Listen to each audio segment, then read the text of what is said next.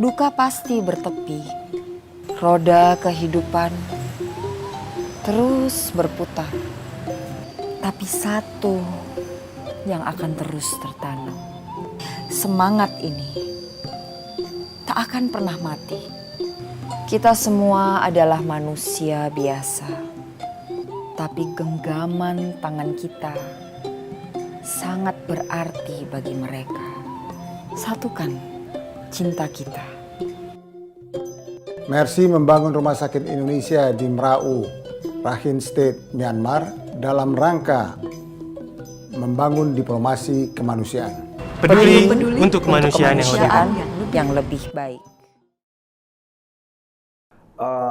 Bicara tentang humanitarian mission to Myanmar 2012, jauh sebelum rumah sakit ini terbangun, Dr. Yogi. Itu Dr. Yogi berangkat saat itu 2012 dari ketua tim. Yeah. Apa yang Dr. Yogi lakuin saat itu? Ya dulu memang jaraknya agak jauh dari tim yang kedua 2015 ya. Iya. Itu kan dulu 2012. 12. Nah, jadi itu pertama kali saya ingat dulu September 2012. Ya. Pada saat itu tragedi Rohingya itu mengemuka tuh di media-media. Kemudian ya begitu banyaklah bagaimana menderitanya orang Rohingya di sana. Suku Rohingya kita pada saat itu memang belum begitu paham tentang apa yang terjadi di sana.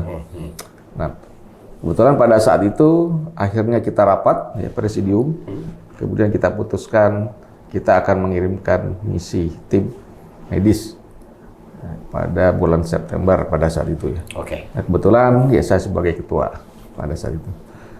Yang timnya ada total ada 4 orang kalau nggak salah ya. Oke. Dokter Sakiah, kemudian Dokter Mea, berlima ya? Sorry. Berlima ya.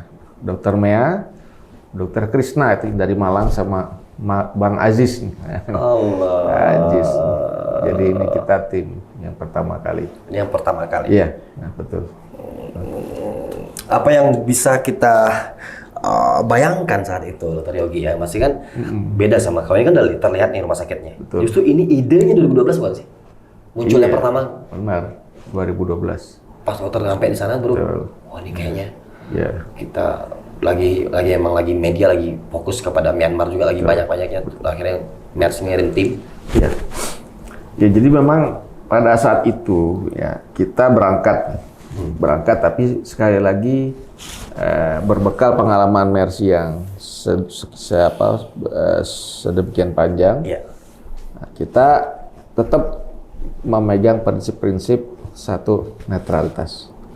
Nah, yang pernah saya sampaikan bahwa netralitas ini adalah safety buat kita.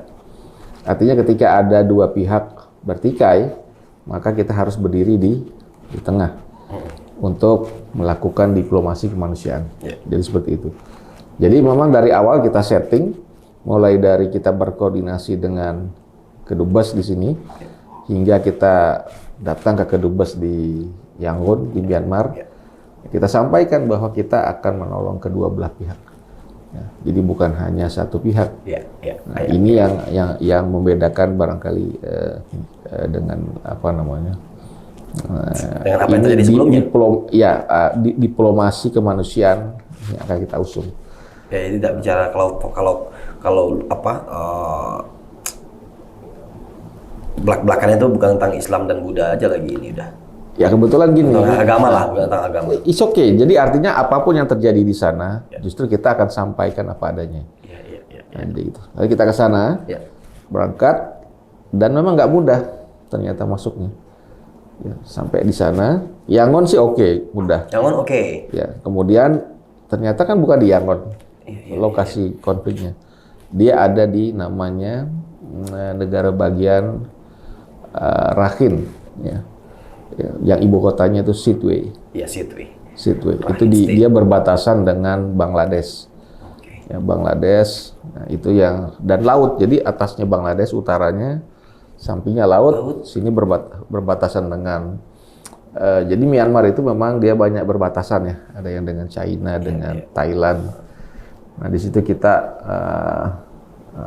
negosiasi lagi untuk masuk itu nggak gampang. Jadi sempat alot tuh. Mau berangkat ke Situ izin dibilang sulit. Ini sulit. Ya. Tapi kita kasih tahu, kita mau menolong kedua belah pihak. Dan kita, ya sedikit sebetulnya kita membawa nama Pak JK pada saat itu. Jadi Pak JK pada saat itu kan dia dikenal selalu memfasilitasi perdamaian. Sehingga kita sedikit kita bawa bahwa kami dari Indonesia datang, ya pertama kita akan sampaikan salam dari rakyat Indonesia. Dan juga kita singgung mengenai Pak JK, dan kami datang ke sini untuk memberikan bantuan, bukan untuk apa gitu, tapi untuk memberikan solusi untuk kedua belah pihak. Nah, jadi seperti itu. Nah, setelah negosiasi alot, ya, kita datangi bukan cuma pihak yang formal, tapi non formal juga. Kita datang ke beberapa lembaga di Yangon itu, seperti lembaga-lembaga. Ada kelompok muslimnya juga, kayak Muhammadiyahnya di sana gitu. Walaupun muslim di Myanmar itu kurang dari 5%. Tapi ada kelompok-kelompoknya. Ada kelompok-kelompoknya di situ kita datangin untuk mengeksplorasi apa sih yang terjadi di sana yang sebenarnya. Nah, sementara di Yangon kita lihat tidak ada konflik. Nggak ada konflik antara Buddha dengan Islam itu biasa-biasa saja. Walaupun bahasanya mereka ngeri-ngeri sedap juga kalau konflik ini menjalar. Sebetulnya itu. Tapi kehidupan antara mereka is okay. Nggak jalan seperti gitu. Jadi berjalan seperti biasanya. Nah, kita juga berkoordinasi dengan kedutaan dan kita dengan pemerintah Myanmar yang pada saat itu ya dia baru saja peralihan demokrasi dari junta militer kepada negara yang pemilihan umum pada saat itu. Walaupun presidennya pada saat itu ya tetap orang militer juga. Tetap. Tapi sebelum itu saya pernah 2 kali sebetulnya ke Myanmar. Sebelumnya saya pernah 2008 pada saat Myanmar itu kena angin topan, cyclone Nargis. Saya datang ke situ dengan tim sebagai tim Indonesia pada saat itu ya. Kita bekerja dan pada saat itu masih junta militer. Itu kalau junta militer kita kemana-mana diikutin. Diikutin, kita nggak bebas kemana-mana. Intelnya itu ya kita kadang-kadang sulit untuk mengidentifikasi. Dia pakai sarung, sering pakai sarung. Ya susah loh, kayak orang biasa aja. Sarung-sarung. Nah, kayak begitu. Nah itu ternyata Intel betul. Nggak gampang. Akhirnya diplomasi alot, kita akhirnya berangkat ke Situ. Situ dengan pesawat ya dari Yangon berangkat menuju Situ. Sampai di Situ nah ternyata tidak mudah lagi. Nggak mudah lagi. Begitu sampai bandara nih kami berlima ini langsung disambut oleh militer mereka yang lengkap dengan bersenjata. Lengkap dengan bersenjata. Lalu memeriksa surat-surat kita, izin dan lain-lainnya, dan yang menegangkan situasinya. Jadi masih terasa hawa-hawa konfliknya itu. Ya karena memang bulan September itu nggak terlalu jauh tuh kalau nggak salah konfliknya tuh sebulan sebelumnya. Belum ada sebulan. Ya. Kita datang dan masih terasa konfliknya masih hangat sehingga situasinya cukup menegangkan. Nah, jadi ini kalau Bang Ajis nih bahkan sempat ditodongin senjata gitu ketika baru datang. Nah ini situasinya emang mencekam di bandara, ini baru di bandara ya. Jadi untuk trustnya susah ya, untuk percayanya susah gitu. Tuh, di bandara lalu kita bicara nih, oke kita mau bertemu dengan otoritas yang ada di situ. Alhamdulillah nih sekali lagi saya bawa nama Pak JK. Itu menjadi kunci bagi kita supaya bisa masuk. Dan kita tahu nih beberapa lembaga mau masuk nggak bisa karena itu tadi. Akhirnya kita diterima bertemu dengan namanya Ministry of Border. Jadi di sana ada Ministry of Border itu yang ada gambarnya kalau nggak salah. Ministry of Border. Saya lupa namanya bahasa Myanmar. Oh ini tadi yang mungkin masuk Pak Dokter gitu yang kayak Al-Azhar Institute gitu ya. Ini di Ministry of Border nih. Nah itu. Nah, ini orang PMI Myanmar ya. Ini Nah, kita bernegosiasi. Mereka tanya sekali lagi, Anda mau apa datang ke apa namanya? Dikira kan kita tak khawatirnya karena kita Muslim, kita membantu hanya yang Rohingya saja. Yang Muslim saja. Yang Muslim saja. Oke. Tarik ulur, negosiasi. Akhirnya saya sampaikan bahwa kami datang ke sini ingin membantu kedua belah pihak, baik Buddha maupun Islam. Tolong fasilitasi kami. Ya. Kami membawa amanah dari rakyat Indonesia. Dan kita tahu bahwa rakyat Indonesia dengan Myanmar ini seperti sahabat. Saya bilang, saudara tua apa saudara muda ya? Kalau Bung Karno bilang, Myanmar ini saudara kami harus bantu. Nah, negosiasi lagi. Kami pada akhirnya pada saat itu bertemu, dia tidak tegas mengizinkan atau tidak, tapi kami diperbolehkan masuk ke Rakhine, bukan ke Rohingya. Ke Rakhine State. Ke Rakhine. Oke. Ke Rakhine. Lalu kami dibawa ke sebuah penginapan di situ, di mana di situ ada juga beberapa LSM yang bekerja. Nah, tapi kita tahu di situ, bahkan kita dengar bahwa dokter WHO pun ditangkap. Ditangkap dan dipenjara. Karena WHO ini ya, bukan kita mau ini, tapi yang berasal dari UN ini dianggap apa namanya? Ya, ini kan junta militer ya. Iya. Ya, kita tahu sejarahnya bahwa junta militer ini didiskriminasi oleh Eropa gitu. Iya. Sehingga Myanmar itu kenapa dulu namanya Burma? Burma itu peninggalan Inggris. Lalu begitu diambil alih oleh junta militer diganti namanya menjadi Myanmar. Segala yang berbau-bau Inggris diganti. Bahkan sejak beberapa generasi berganti akhirnya orang Myanmar itu nggak pandai bahasa Inggris, padahal mereka itu jajahan Inggris. Iya. Nah, itu jadi semua yang berbau Inggris diganti, termasuk nama peninggalan Burma peninggalan Inggris itu diganti. Itu makanya. Itulah faktanya ya. Faktanya begitu. Nah, WHO pada saat itu ya dikhawatirkan mereka mencari-cari kesalahan junta militer dalam konflik tersebut, manas-manasin. Nah, sehingga mungkin dianggap spy gitu, sehingga ditangkap dan dipenjara oleh tentara Myanmar. Tatmadaw lah, misalnya namanya Tatmadaw. Nah, sehingga itu menjadi masalah. Nah, kita juga bagaimana ini posisinya kan? Nah, kemudian kita masuk, kita ketemu lagi menyampaikan kami ingin datang ke baik ke Rohingya ataupun ke Rakhine. Kita akan bantu dua-duanya. Nah, alhamdulillah itu ada kebetulan Red Cross dari Myanmar, PMI-nya Myanmar, itu yang ada di gambar ini, yang Bapak ini, paling ujung. Nah, mereka kita komunikasi dan mereka sejauh ini mengalami kesulitan masuk ke Rohingya. Kenapa? Karena mereka semua Buddha. Sehingga kenapa orang Rohingya ini menjadi orang yang the most neglected? Karena semua aparat pemerintah, PMI, dokter dan lain-lainnya itu Buddha. Begitu ada konflik antara Buddha dengan Islam, yang logis kalau mereka takut masuk ke dalam. Itu yang terjadi. Nah, pada saat kita ke sana, kita lihat tuh, kita dibawa masuk ke Rakhine, memang kita lihat sisa-sisa konflik, sisa-sisa rumah yang terbakar, ya, yang sudah jadi arang. Tapi kita nggak melihat adanya mayat-mayat dan lain-lain pada saat itu. Nah, kita penasaran, kita mau masuk ke Rohingya. Itu tarik ulur. Dokter Mea yang tahu nih sejarahnya gimana. Tarik ulur, udah diiyain, besoknya berubah lagi. Itu berbahaya buat kalian. Dia bilang buat bahaya. Saya bilang, kami Muslim. Dia bilang, nggak apa-apa. Insya Allah kalau Anda izinkan, kami insya Allah nggak apa-apa bisa masuk.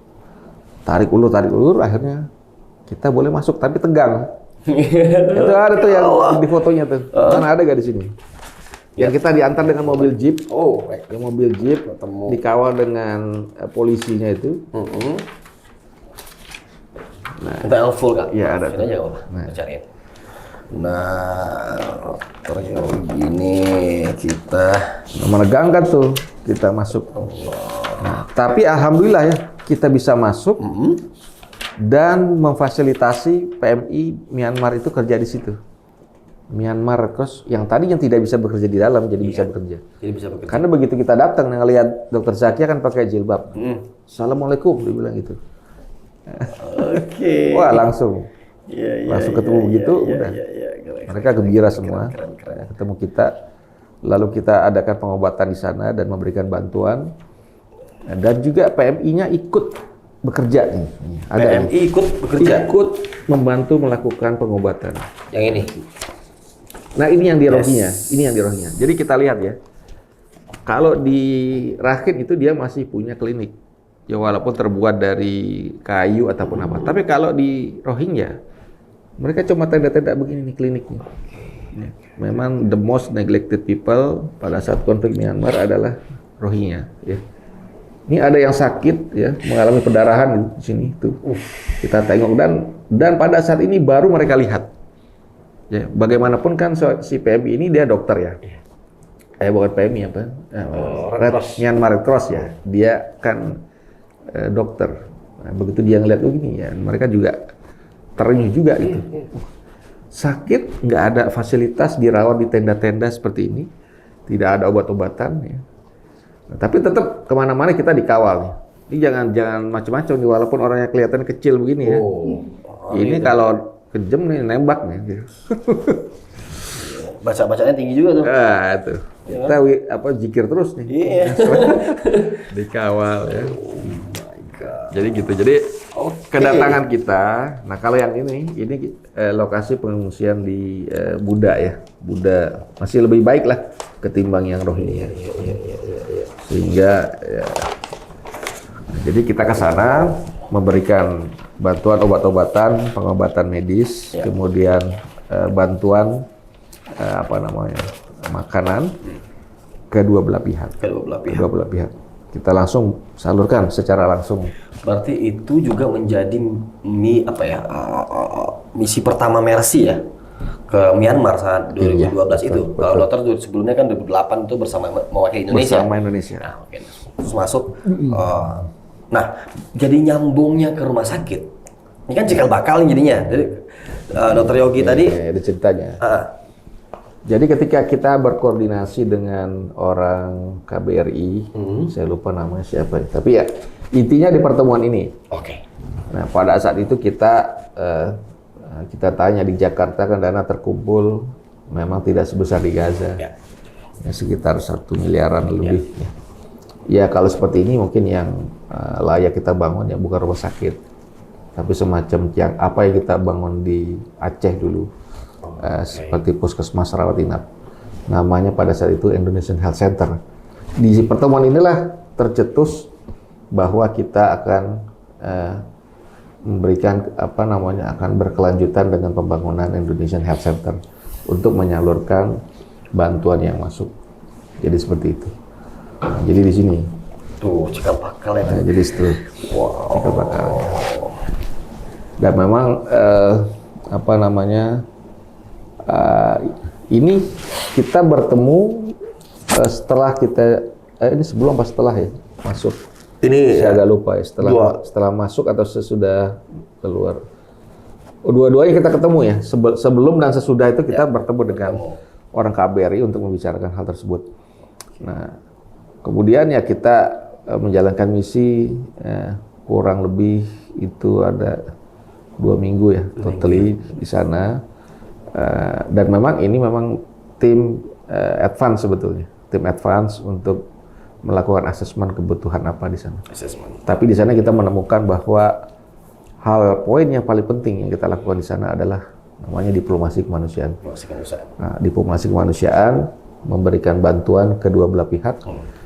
Nah, nanti akan ditindaklanjuti dengan pembangunan rumah sakit di antara daerah Muslim dengan daerah Buddha. Suatu hal yang kita rasakan bersama sampai saat ini melunakkan konflik. Dengan berdirinya rumah sakit Myanmar ini, Indonesia di Myanmar, konflik Myanmar cenderung mereda setelah itu. Nah, artinya memang mereka tahu ada masyarakat dunia yang menginginkan mereka itu berdamai. Jadi seperti itu. Itu kira-kira sejarahnya, Mas Putra. Oke, sebelum kita beralih Putra, nanti abis story ini kan menyambung dengan adanya Om Ihsan Talib juga, terus ada Om Idrus kan, Iya. Ben, secara diplomasi Dr. Ben lah yang. Iya. Tapi cikal bakal kan Dr. Yogi melihat betul apa yang terjadi saat itu, sehingga sebelum rumah sakit pun sempat penyerahan ambulan kan. Sempat Iya, Mercy betul. berkontribusi membawa ambulan saat itu, sehingga disebut tim kedua, second team coordination itu Om Ihsan Talib ya. Betul. Itu hasil asesmen dari Dr. Yogi dan teman-teman Pak saya. Ihsan, Dr. Mea ya. Dr. Mea, Dr. Yose. Yose. Nah, walaupun sakit beliau berangkat. Luar biasa. Luar biasa. Dan itu ternyata di balik yang kita lihat hari ini yang semua, dan tadi kita dapat informasi juga per 14 dapat kabar terakhir 14 Agustus 2021 running rumah sakit. Iya, udah jalan. Versi Sambung. ulang tahun di saat semua running, semua. Mungkin kalau ada kesempatan bisa ke sana ya, Mas. Ya kan. Nah, sekarang akhirnya kita tahu kan banyak hal yang terungkap dengan ke ujuk-ujuk ada rumah sakit Indonesia di Myanmar, di Rakhine State Myanmar. Nah, ternyata jauh sebelumnya Dr. Yogi dan teman-teman sudah sampai di sana, dan di sini kita melihat bahwa bukan baru kemarin-kemarin. Itu ada kelanjutannya nih, saya mau tambahin tadi lupa. Nah, setelah kita melihat apa yang terjadi di sana, tidak begitu mirip dengan apa yang diceritakan di media massa. Sehingga begitu Mercy memberikan informasi pulang ke Indonesia, itu sempat itu ya ada perbedaan pandangan mengenai konflik ini. Dan setelah kita ke sana, kita katakan bahwa ini sebetulnya bukan konflik agama, tapi antara suku. Yang memang ada provokatornya nih. Provokatornya ada beberapa biksu yang menjadi provokator juga di sana. Cuma di lain provinsi sebetulnya. Di Mandalay ada satu provinsi lagi, negara bagian di Myanmar namanya Mandalay. Itu ada biksu namanya Asin Wiratu, kalau nggak salah ya namanya, kalau saya nggak salah ingat. Asin Wiratu memang provokator. Tapi ini bukan antara Islam dengan Buddha sebetulnya. Iya. Kebetulan Rohingya itu Mayoritas di Islam, karena dia itu adalah dari Bangladesh. Yes. Perjalanan panjangnya begitu. Nah, kemudian Buddha ini Rakhine ya. Ditambah dengan permasalahan stateless, kewarganegaraan yang tidak diakui, itu ada sejarahnya lagi.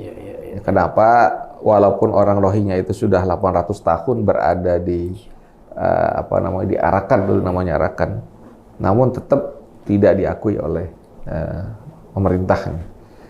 Artinya mereka stateless. Jadi kita bayangkan ada penduduk, kalau nggak salah jumlahnya cukup banyak tuh, hampir 1 jutaan orang Rohingya yang ada di situ. Kita bisa bayangkan 1 juta ya, satu negara tuh sebetulnya. Ya kan? Wow. Dan memang secara rasnya berbeda. Dia mirip Bangladesh. Kita lihat mirip Bangladesh. Nah, beda dengan, bahkan kayaknya nama pun diatur tuh. Kalau pakai nama yang bawa Islam dikit nggak ngeri juga tuh sih. Ngeri. Soalnya kayak aku kan Muhammad. Sebetulnya saya yang berangkat jadinya mirip-mirip sama orang Myanmar kali. Saya bakal yang berangkat dulu Pak Ihsan kan. Nggak boleh masuk pasti. Tapi menarik nih informasi dari Dr. Yogi nih. Berbeda media yang ekspos saat itu dengan apa yang dilihat di lapangan. Ya memang ternyata dari dulu istilah buzzer tuh nggak sekarang, dari dulu juga udah dikontrol media ya.